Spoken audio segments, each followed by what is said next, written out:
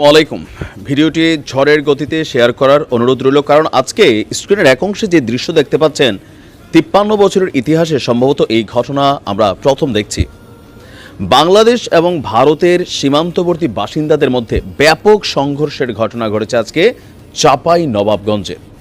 তথ্যসূত্র বলছে সকালবেলা আনুমানিক ১০টা থেকে ১০:৩০টার দিকে সীমান্তবর্তী অঞ্চলে ভারতের সীমান্তের লোকেরা আমজনতা তারা বাংলাদেশের দুই একজন কৃষকের সাথে বাকবিতণ্ডা হয়। আর বাকবিতণ্ডার এক পর্যায়ে তারা দল বেঁধে বাংলাদেশের সীমানাতে অনুপ্রবেশ করে সেখানে থাকা বিভিন্ন ফসলি সবজি, কলা গাছ, আম গাছ, সরিষা ক্ষেত সেখানে তারা কেটে ফেলে। এমনকি সেখানে থাকা কৃষকদের গায়েও তারা হাত তোলে। আর এই খবর বাংলাদেশের সীমান্তে প্রচার হবার সাথে সাথে সীমান্তের পার্শ্ববর্তী অবস্থিত যে গ্রামের আমজনতা আছে তারা মাছির মতন, মৌমাছির মতন উইরা গিয়া সেইখানে ঝাঁপাইয়া পড়ছে। বিএসএফ সেইখানে তারা পরিস্থিতি কন্ট্রোলের চেষ্টা করছে, বিজিবি বাংলাদেশের পরিস্থিতি কন্ট্রোলের চেষ্টা করছে। তবে আমাদের জওয়ানরা ভারতের জনগণকে মোটামুটি ভালোই বাঁশ এবং লাঠির আদর টাদর দিছে।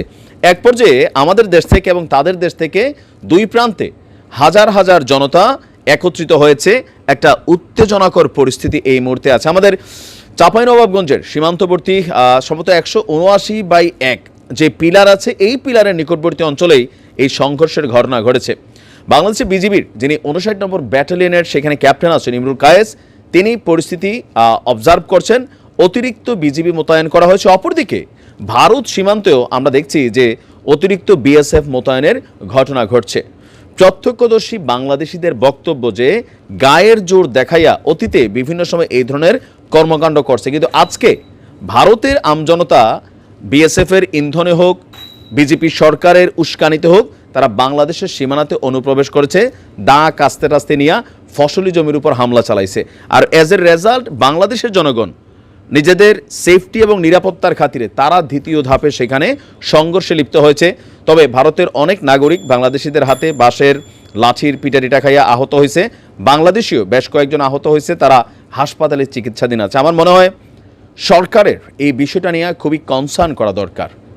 বাংলাদেশের অনেক জায়গায় এই মুহূর্তে কিন্তু উস্কানিমূলক কর্মকাণ্ড চালানোর চেষ্টা করছে বিএসএফ। আমি বরাবরই বলি সীমান্তবর্তী যারা আছেন ভুলেও আপনারা ভারতের দিকে ঢুকবেন না। তবে আমাদের সীমানাতে যদি কেউ অনুপ্রবেশ করে সেইটা ঠেকানোর জন্য আমাদের বিজিবি আছে, বর্ডার গার্ড আছে। তারা বিএসএফ যেমন তাদের সীমানাতে কেউ অবৈধ অনুপ্রবেশ করলে গুলি করে দেয়, গ্রেপ্তার তো করেই না, মিনিমাম লেভেলে তারা গুলি করে, হাঁটুর নিচে হোক, বাট বেশিরভাগ বুকেই করে। তো আমাদের অন্তত আমরা বলবো না যে বুকে গুলি করে মাইরা ফালাই দেন, কিন্তু আমাদের সীমানাতে অবৈধ দখল অনুপ্রবেশ কৃষক বেশে হোক, যেই বেশে হোক, আমাদেরও ২-৪টা ফায়ারিং টায়ারিং করলে ঘটনা ঘটবে। এর মাঝখানে আজকে কিন্তু আরেকটা ঘটনা ঘটছে কি, সীমান্তে বিএসএফের তরফ থেকে ওইদিকে সম্ভবত একটা ককটেল বিস্ফোরণ ঘটছে। এটা নিয়ে তারা আবার দুঃখ প্রকাশ করছে।